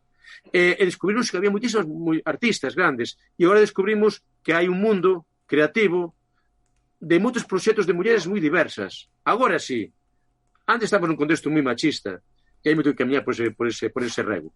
Pero agora, quizá, o que define a música galega, moitas cousas, a diversidade, pero sobre todo os talentos femininos, a diversidade de proxectos en clave femenina, que non é música, por suposto non é música para mulleres, non, pero unha música central, cunha sensibilidade total, absolutamente diversa, absolutamente grande e creativa.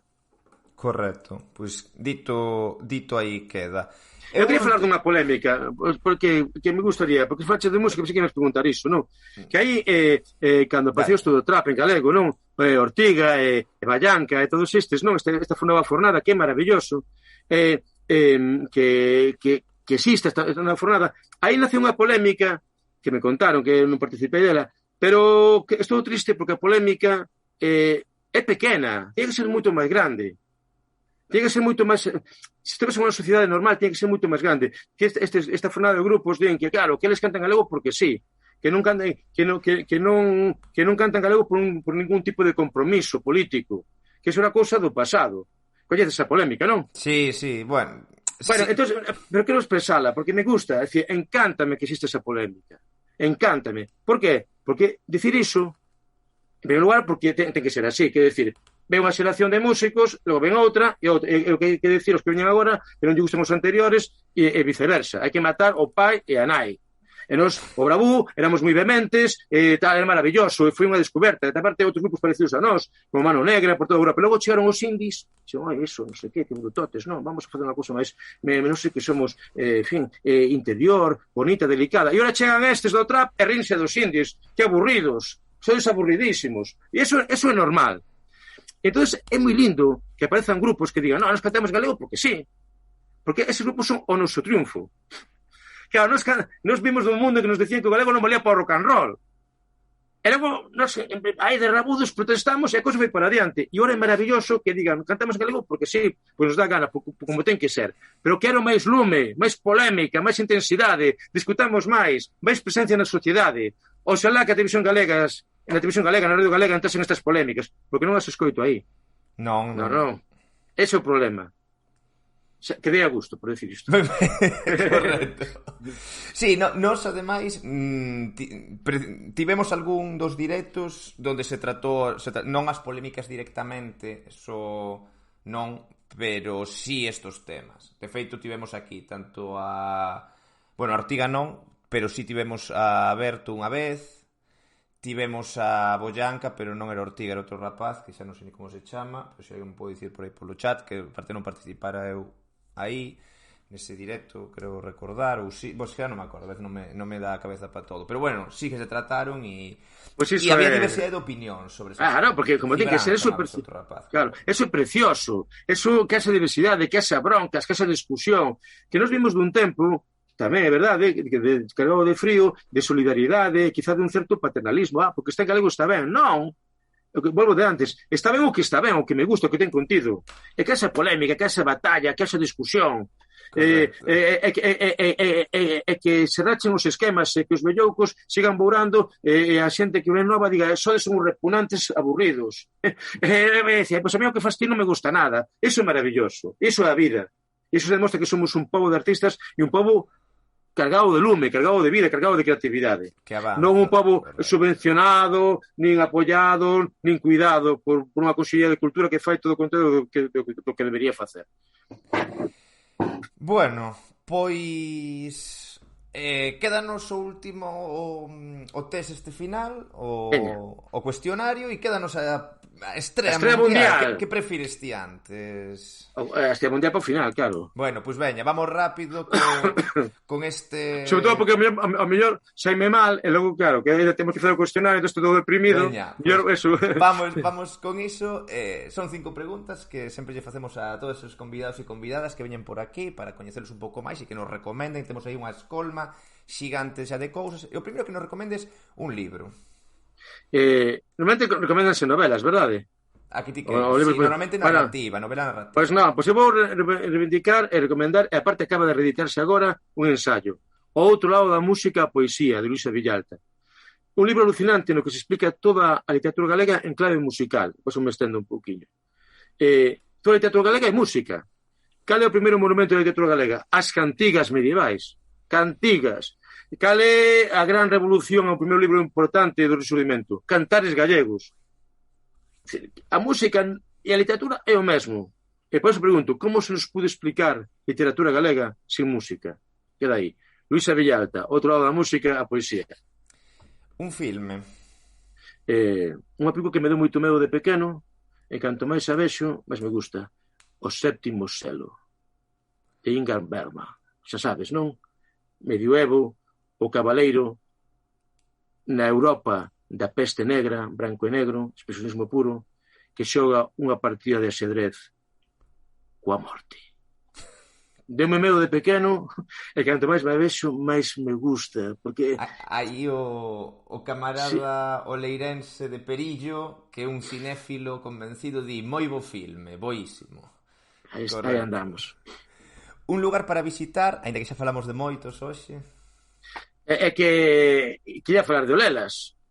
E volvo a insistir. Aí está.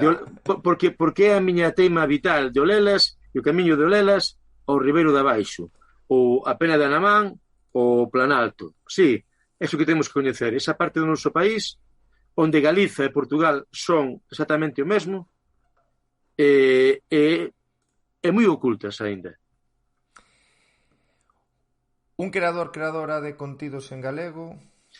Sí, o grande patrón do Mar de Irlanda, Xosé Iglesias. Este rapaz é un talento absoluto. Precisamente, como non ven da universidade ou como non ven dos círculos culturais habituais, pois parece tratárselle con un certo paternalismo. Ai, que bonito, un Platón de pesca que fai poemas, que dibuxa. Non. Que fai alta poesía, que fai unha arte galega de seu. Cando empecé a ler os seus poemas, Transfusión Oceánica, pensaba no Boneira. No Boneira non é que describise o Caurel, non, era o propio cosmos do Caurel que o definía como persoa. É o que lle pasa a Xosé. Non describe o océano, é o océano que o define a él. Que estamos totalmente abraiados por esa nova poética do mar que creou. Recomendo os dous libros, Transfusión Oceánica e A Religión do Mar. Vai o tipo e comeza, non sei coñecedes, acaba de publicalo, Nación Mar, un libro de acuarelas que son metamorfoses, que transforma os barcos pesqueiros en cetáceos, en baleas que están voando. É un libro que lle encanta aos terrícolas, como a min, pero sobre todo que lle emociona a xente do mar. Cando nos falan do mar, os terrícolas, sempre temos referente, pensamos en Moby Dick, no Capitán Nemo. El conta o mar dos galegos e das galegas dende o propio océano, dende o mar de Cee, de Corcubión, onde escoitou cantar cando tiña 15 anos a serea, a María Suárez. É algo absolutamente fascinante. Tiñemos un pintor do océano, Urbano Lugrís, e agora temos un pintor que fai voar as baleas e convertilas en cetáceos. Xosé Iglesias. Absolutamente todo o que diga é pouco. Bueno, aparte de que decidiu tamén crear a súa banda sonora, pero é outra cuestión. Un artista absolutamente maravilloso, que conta o mundo dende aquí. Para reivindicar sempre. Sí, e eu recomendo tamén que o busquedes e que o sigades de perto. Por último, que para ti o orgullo galego como concepto, non como páxina? A páxina está ben. Non ten dúbida. Como concepto é a subversión, a rebeldía, a capacidade de ser protagonistas no mundo. Bueno, de antes. Falanos de Galiza como periferia, sociedade deprimida. Non. Este pequeno país, como dixo Stefan Morling, Galiza non é o fin da terra, é o centro do mar. Resulta que esta pequena comunidade de persoas ten un poder creativo que han de facer obras magníficas como a de Xosé Iglesias ou como a música de Mercedes Peón, que pode crear alta cultura para calquera persoa en calquer lugar do mundo. Pero para iso hai que ter orgullo galego. decidirnos a ser centro, non periferia. Por eso, para min, o orgullo galego é a rebelión, a revolución, correcto, a rebeldía, digámoslo máis claramente, a resposta directa, mirando os ollos ao capitalismo salvaxe que todo manda, e que decidiu que non somos protagonistas de nada e que temos que comprar o que nos chega de fora. Non, somos o centro do mar. Ese é o orgullo galego. Pois aí quedan o test e nada, quedanos a estrea, Xurxo. Vale, estou moi contento, Anxo. A ver, resulta que todos somos creadores e creadoras. E non se trata de decir, non, este sinal non. Decir, por exemplo, a música que facemos nós é unha música moi sinxeliña e que aspira moi pouco. E ni siquiera é un discurso creativo con personalidade, como, por exemplo, Mercedes Peón se cite moitas veces, ou Narf. Narf hai que reivindicarlo sempre. Tanto se falou sempre de música atlántica, e Narf inventou a música da Atlántica, pero do Atlántico Sur. Descubriu-nos África, como a Necas Costa. E outro día fixe unha canción paseando pola rúa e dixen, esta canción é bonita e quero compartila. Fala da palabra perfecta. Como aprendimos na escola, a doble articulación da linguaxe, unha cousa é o significante e outra cousa é o significado. E non ten relación entre sí. Excepto unha palabra que levamos ti e máis eu moi dentro e que sei que pode entrar no corazón de moitas persoas. A palabra é Orzán. O nome do mar da Coruña por excelencia. Unha palabra, fíxate que empeza cun O redondo, como é redonda a Baía do Orzán. Colle velocidade nese R, como collen velocidades as ondas no Orzán. E por fin as ondas rachan, estoupan. Nese cete fricativo, ese A aberto, e esa nasalidade que é pura escuma de mar. Orzán. E Orzán é a nosa vida. Porque, claro, vivimos nunha cidade, neste caso, nunha cidade de barco, que, como decía Manuel Rivas, a Coruña é unha cidade atlántica con un xeito de vida mediterráneo, porque vivimos na rúa, os coruñesas, igual que en Vigo, vivimos na rúa, pero ao mesmo tempo convivimos con misterio, porque xusto na praia central da cidade comunícase co mar maior. Por un lado temos a ría, por outro lado o mar maior, o alén, o máis alá. A minha emoción de ver ese solpor no Orzán tantas veces. E pola noite que Orzán dá medo. E non foi falta que esa tormenta. Simplemente esa sensación de oscuridade total. A cidade iluminada. Entón que quise falar nesta canción. Aí como me sai. Porque sei que nacín na tua auga. Porque sei levo dentro teu sal. Porque sei que estarei na tua entraña. Móllome na tua palabra. No teu nome, Orzán, móllome na tua palabra. No teu nome, Orzán, Orzán, Orzán, porque tes toda a auga da infancia. Porta escura, negro trebón, e súa alén, onde agarda o misterio, arde todo o universo, na luz do teu solpor. Arde todo o universo, na luz do teu solpor. Orzán, Orzán, Orzán, Orzán. Medrio mar. Bravo. É bonita, Orzán. Verá que levamos aí dentro, Orzán. Bueno, moitas gracias por tanta felicidade. Isto é unha terapia persoal. Ter un interlocutor tan encantador como a ti, que me permitiu estar falando, non sei, que falamos unha hora un poquinho longa do que quixemos, de convivencia, nada, insisto, moitas gracias por tanta felicidade. Nada, pois Xurxo, moitísimas grazas, bueno, un montón de aplausos aquí. Eu solo recordar que isto vai quedar subido en YouTube, así que todas as persoas que estedes aquí, as que o mellor chegachedes tarde ou logo querer pasarlo a alguén, vai estar en YouTube. Por a nosa parte, por a miña parte, un auténtico placer falar contigo, escoitar a música, os contos, as vivencias, e en fin, todo o que foi estos anos polo que nos fiches un percorrido pois de música, de literatura, de radio e bueno, de loita pola lingua e pola cultura e por todo o que queremos. Polo tanto, nada, moitas grazas por estar aquí e un placer, desde logo. E, bueno, dicir a xente que non marche, que vou dicir unha vez despedido o Xurxo quen ven Claro, a te iba a semana preguntar, quen vai vir, quen ven a efectivamente. semana que Bueno, ven. pero retírome. Estou absolutamente feliz e o meu orgullo é que, insisto, diante de unha superestructura económica, política, mediocre, que nos quere negar, existan estas redes de comunicación tan bonitas, tan potentes, onde podemos exercer a liberdade e a liberdade da nosa lingua como orgullo galego. Moitísimas grazas, compañeiras, Grazas a ti, compañeiros. Xurxo. Hasta logo, amigos, Unha partido. aperta. Chao. Home, talguiño.